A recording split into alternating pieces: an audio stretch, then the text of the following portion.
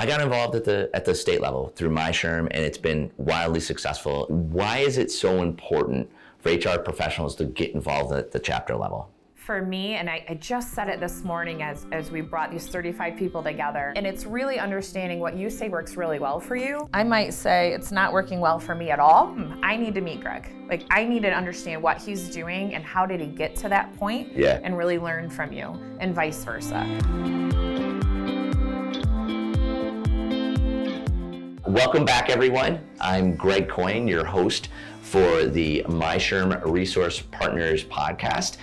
Today, I have a friend, colleague, I'm excited to do the interview with, and that is Kristen Davidson. She is the VP of Organizational Development for Consumers Credit Union, as well as the President Director-elect for the Executive Council for MISHRM. Say, Kristen, welcome. Hey, thank you. Good to be here. Good. I'm excited. I'm glad to have you here today on the Zoom. We are doing this particular podcast from the headquarters of Consumers Credit Union. It is a gorgeous facility. I'm really excited to be here, and I'm glad I got a chance to be toured around. You guys, I don't know how you did it, and I know it's just going to keep growing. So, yeah. Well, thank you. I'm glad you got to come and see our facility. And upstairs right now, we have our volunteer leader business meeting going on with about 35 HR professional chapters and are part of our leadership director board for MISHRM right now. Love it. So that's a great segue, because today's session, or today's interview really, is what I wanted to talk more about was the upcoming conference in October for MISHRM, a little bit of the chapters, kind of your journey in HR, and tying it all together, because the last, I would say the last month or so, it's not uncommon for me to run into HR professionals, and the passion just comes out. You're one of those people. So why don't I ask this, just a simple question to get started, kind of tell me a little bit about your role with consumers, how it plays in the HR, because it's boundless and different than what most HR professionals are doing right now. So why don't we start there? Yeah. So a little bit about my journey and how I even got here. Is I had 13 years at a larger bank here in Michigan. And started, back then, training wasn't a part of human resources. And you know this, right? I mean, you know a lot about this side, which is one of the things that I think drew me to you and our energy together. Greg is in training, what? And that really spoke to me. I love it.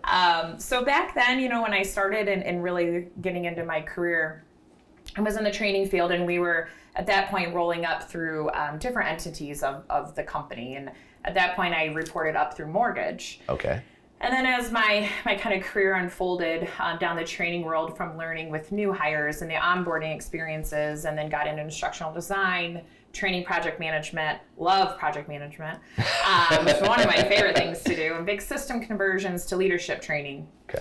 And that point, I came over to the credit union 9 years ago. And actually said, Sean, I don't think I want to do training anymore. I'm really interested in learning more about project management. And she said, hold on a minute. And they didn't have a training department here. Really? So, just 9 years ago, there was no training department. There was somebody part-time, a part of the human resources, doing onboarding. And I said, well, that's interesting. And the next thing you know, I came on board with the credit union. It's been a phenomenal journey. It does not feel like it's been 9 years. And we started a training department. I now have a team of 6 that are a blended instructional design and facilitation roles. Nice. Employee support roles. And as that has unfolded and grown and really shown success with our culture that we have here at the credit union, and our continued best-in-class awards, and the employee engagement we have, the lack of turnover. I mean, we're incredibly blessed in many ways. And I just, it's awesome. It almost gives me goosebumps in a weird way. But then I said, I want to keep doing more, and I want to understand more of the employee's life cycle and their journey. On somebody who's a teller who now wants to be a member service representative. And I find that I'm very passionate on the skills gap side, and then understanding what we can create and develop to give to them. We do a lot of in-house development here for training. But that's also really where I said about 8 years ago to Sean, being at the bank side, I had a presence all over the country and not necessarily locally. And I said, how do I get involved with like the local side? And now that I'm here, I'm under HR, which I had no idea I would ever be under. Yeah. And I said, what does that mean? What does that look like? And she got me involved with our local chapter. For here, it's Karma. Okay.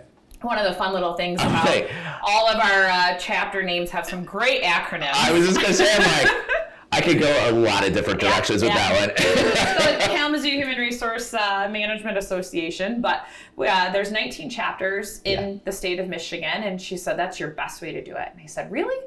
And she shared with me really a similar career path for her, started as HR generalist in Lansing. Okay. And she came up through the Lansing, and she really explained to me who we could connect with and how.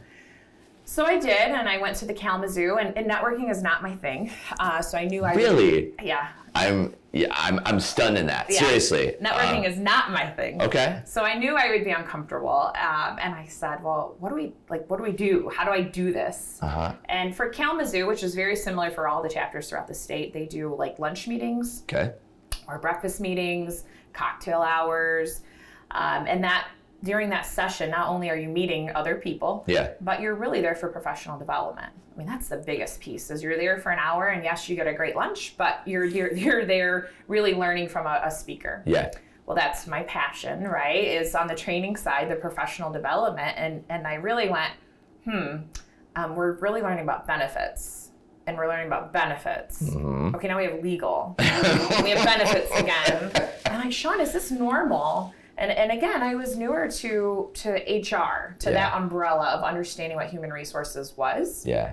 It was never taught to me that way. I didn't grow up in an educational background going through HR, so this was very new. Sure. And at that point, I was probably early 30s. Yeah.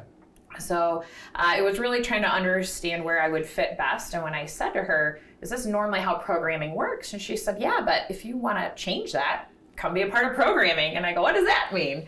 So that was really cool. And that's exactly what happened. I asked some questions. She said, get involved. So I not only went and learned from the development perspective myself, right, to go through these meetings and learn and meet people, which got me really embedded into the community for Kalamazoo anyways. I said, well, cool, let's do it. So I started picking out my favorite speakers with my favorite topics. I'm like, cool, I like it. And then it just really blossomed from there. Yeah. And I love event planning. I love conferences. I've not picked up on that at all. Yeah, right. And I did the same thing. I got to meet Noel very well, Noel Parsons, and Noel was our conference director then, and same thing. He's like, yeah, get on the speaker group and let's see what we can do. And my ultimate goal, Greg, was to bring, just as it is with resource partners, I want to bring development activities and resource partners together in the HR umbrella, but for all of our realms. From performance management, succession planning, learning management, payroll, benefit, recruiting. Like I want the whole gamut. Yes. I just don't want one arm of HR. And that's really what's kind of gotten me here into my journey. I love it because you gave me two great segues. I'm going to circle back on conference in a moment, but I want to get more, not just to resource partners who are watching, but the HR professionals on why it's important to get involved with at the chapter level. Because a lot of times, I mean, for me personally, I got involved at the state level through MISHRM, and it's been wildly successful in being able to meet some of the HR professionals that cover the state, and some that are involved in that in this territory, but not necessarily in HR. So tell me, why is it so important for HR professionals to get involved at the chapter level? I'm going to tell you why I feel it's important for me. Sure. Everybody's going to have their own reasoning. For me, and I just said it this morning as we brought these 35 people together. Yeah. And I said, you guys, while you're sharing your experiences and we're sharing, one of the first questions was, what challenges do you have in your local chapter area? Good. And in your job? And then the other question was, what's working really well for you guys? And it's really understanding what you say works really well for you. I might say it's not working well for me at all in my head, right? Not out loud. I don't want people to see that. I'm like, well, and then I go, I need to meet Greg. Like, I need to understand what he's doing and how did he get to that point and really learn from you, and vice versa. And that's, again, from my perspective, one of the big areas in training and organizational development. There are a few organizations out there, but there's not a lot. There's some white papers, absolutely. There's some great conferences, but there's not near the umbrella that goes into performance, succession planning, employee development that I wish there was. And that's the impact that I want to make for other people, as well as try and gain from them. Like, hey, you might not have a training department, but how are you doing that with your leadership development? What are you doing? Who are you leveraging? And that's why I got involved, and that is exactly why I'd recommend other people get involved. Whether they're brand new to the industry in HR or they've been around for a really long time, be a mentor then, right? Give back. So even if you're not there to necessarily learn from somebody, you learn naturally through mentoring anyways. Go help somebody new. And that's really who I would say I am. I think the root of it. And that's what I'm always trying to get. Well, I like that, because here's something else too, and I've heard it from you and from others. HR really has a blank canvas to work with right now. And I know there's pros and cons with that. I get it. But some of the things you mentioned, being able to develop with succession planning, looking at that and maybe creating something of your own. And it goes back to the question that that was asked at for Volunteer Day in terms of, hey, what do you see as the biggest problem right now? So let me offer that question up. Like, you see a lot of it, both here and as director-elect and being involved with state council, a lot of different pros and cons. So what do you feel is right now the biggest hurdle for HR professionals? And this is just you answering, and I'm not going to hold you account. And I know it's kind of a broad question, but I'm curious because we get a lot of different people on here, and I want to hear it from your take. I think we're a little tired. Okay. I think we're a little more tired than normal. Yeah, that's fair. And understanding who is around me to help lift me up, and who is also going through some of these challenges that might have some ideas that said, this is what we've seen, this is what we're doing. And I mean tired from going through COVID and our employees and their stresses and their personal losses, right? And then professionally, we businesses have suffered. So you also are helping people deal with the professional business side of loss at times. But there's been good, right? There's been good that's come out of COVID. And the acceleration of change is probably one of the biggest ones. I will say I love change. I love to fail and fail fast and fix it and keep going. And that very much goes with change. So all in all, though, it's tiring. So understanding how we can help each other and what is going on. One chapter, it might be lack of membership. And the lack of membership is not necessarily a SHRM member. Our SHRM numbers and our HR numbers in the professional network are actually growing. We're very much on the green light, the good list with national SHRM. Love it. All across the board in our state. But that doesn't mean everybody's engaged. And I think they're not engaged because they're exhausted, because they've lost people, because we all know the talent shortage and the talent crisis that's out there in this world today. And I think that's where they're tired, and that's where I always really recommend leverage our resource partners. What are they doing? Who are they? So I hear a title as in a business name. I don't know what that means. Great, reach out. Or just be vulnerable and be out there and say, this is what I'm struggling with, who else is, and how can we help each other? I love it. And that is something that's a key component in conference, in my opinion. I mean, one of the biggest things that I found, and full disclosure for those that don't know, I'm a fairly new member to SHRM. I mean, it will be almost a year coming up next month.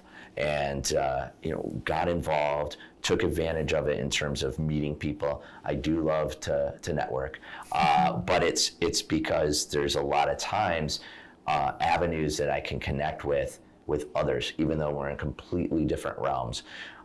Conference, I saw a lot of that. I got to meet a ton of HR professionals, but also a lot of people that worked with HR. Yeah. So let me ask, for someone who's never gone to a state conference before, what are some expectations that they might have, and what's a main reason why they should go? Are you talking our exhibitors or our attendees or all of the above? Why don't we start with attendees first, Yeah. and then we'll move to exhibitors. Yeah, absolutely. So for our attendees, we have new this year. This is, new but not, right? This is stuff that we've brought back from and rejuvenated from what we've had in our past, just not in the last few years. But we're bringing back what's called our pre-conference workshops. Okay. So very similar to me sharing with you, I didn't find a lot of value at first. Yes. When I came into my role and started to understand the local chapter and what that meant in the local HR umbrella, now at the state level, I didn't see a lot for me personally. And I said, I want to bring in stuff within training and OD and recruiting, and it not be just comp, benefits, payroll. Like, what else can we do here? And as that has expanded, one of the things I've really noticed and have had a lot of great feedback on is, we might be a department of 2, which is very real in our state. Sure it is. And I can only really afford to send 1 for timing, not necessarily from a monetary, but just time. Sure. Going back to the exhaustion and the amount of workload people have. So we brought back 2 things, and we brought back the pre-conference workshop. So if I have somebody who is on my team and they don't necessarily need all of the 32 credits, it's not really going to be the best fit to have them there for 3 days. Yeah. But man, would they really benefit on going to our pre-conference legal workshop? It's a 3-hour workshop. This is an area they're interested in, or they're growing in, or they're in today. I can send them to just that. But I could also send somebody else to the entire conference where they're going to receive, we have 5 different tracks, down the recruiting track, the training track, the comp and benefits track, the legal track, and the leadership track. So it might fit whoever wants to go and more of an HR generalist, or they're in a higher level role and they want to focus on leadership. Okay. We're bringing together, this is new this year, we're doing a Friday only ticket. Oh, wow. Yeah, which is really neat. So this Friday only ticket is not just going to get you to our closing keynote of Marcus Buckingham. Yes, I'm glad you said it. Marcus Buckingham being our closing keynote. Not only do you get access to that, we're actually offering 4 leadership-only breakout sessions. And what's really cool is we will have our CHRO and our CEO of Consumers Credit Union there talking about strategic leadership. Cool. We will have our membership director, Mary Dale, who is the CHRO, and her CEO will be there doing a session. Wow. Elisa Cooper from the Grand Rapids area with Cooper People Services, I believe. Sorry, Lisa, if I got that wrong. And actually, a few of her clients, a couple of their CEOs, will also be joining her. So I think it's going to be such a neat value add. Yeah. And it can hit all levels of leadership and all levels of management, whether you're a brand new HR or you've been in the role and you're a VP or a senior VP or a director. We have all sessions and education for you. And that's just a Friday thing, which is really cool because it's not just directed to human resources, right? It's just leadership, which is cool. We've never done that. So I'm excited for that one. I'm excited to see how this turns out. And I think it's a good component that you just said there, which is, it's not just for HR professionals. And, quite frankly, and that's one of the things that we do. We get involved with sales and leadership, and we saw it as a great opportunity, and we exhibited last year, and we'll exhibit again this year. Thank you. It's fantastic, and it's another great way to be able to connect with HR professionals and those that aren't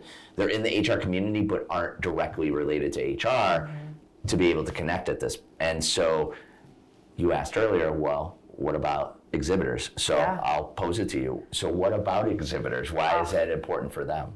I'm so excited for the exhibitors this year. So we continue, again, I love change. So we not only do we have these pre-conference workshops that are actually at a time too before the exhibitors would come in. So if an exhibitor wants to purchase just that and it fits, so we have legal and we have leadership. Nice. So we have Stephanie Murphy from Advisa will be doing a 3-hour leadership workshop. Okay. And then we have our James Reed and a few of his team from Dinsmore will be doing the legal. Awesome. So that can fit some of our resource partners or exhibitors, right? That fits for them. Yes. So they can join that too. Okay.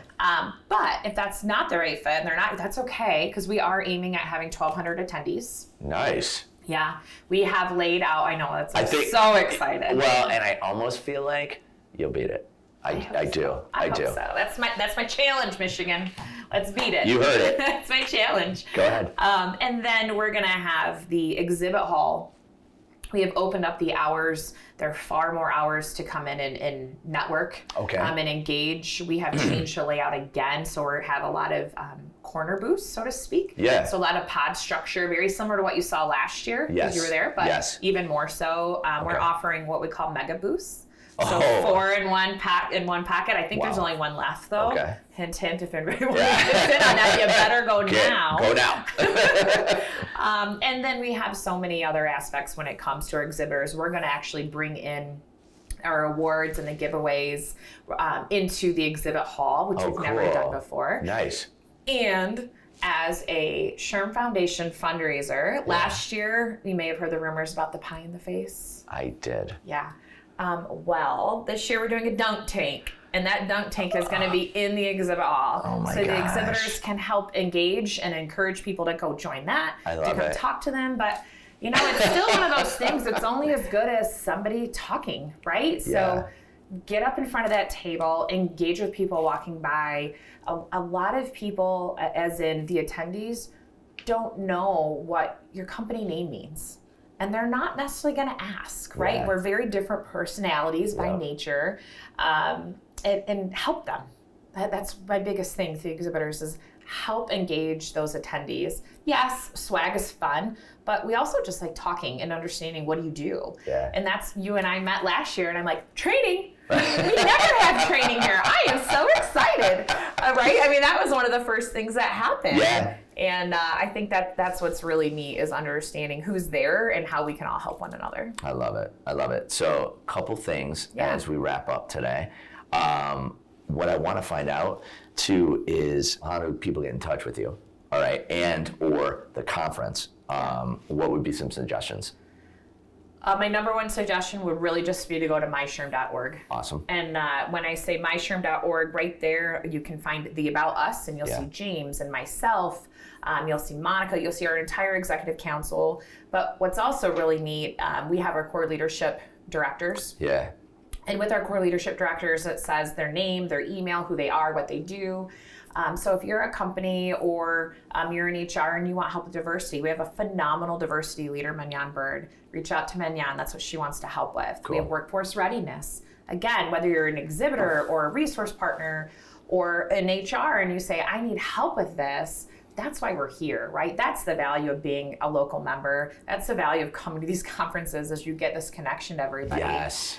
So MISHRM.org is definitely where to go under About Us. And that's also where you're going to find the link to the conference. And all the information on the conference is there. And again, I encourage the workshops. I encourage, obviously, the entire conference because that's where you're the most fun. And then our Friday only, if anyone is interested. And again, they're more on the leadership development only, or they want to bring in more people. As an example, I'll give you this. Yeah. We had just given the green light to some of our emerging leaders. So we are purchasing a separate amount of tickets just for emerging leaders here at the credit union to come on Friday morning. Love it. Right? I mean, what a great way to recognize them and provide them value. Oh, absolutely. And I hope that people are listening to some of just the avenues, tips, techniques that you're using here at Consumers to be able to go and use in their own facilities, in their own jobs, in their own companies.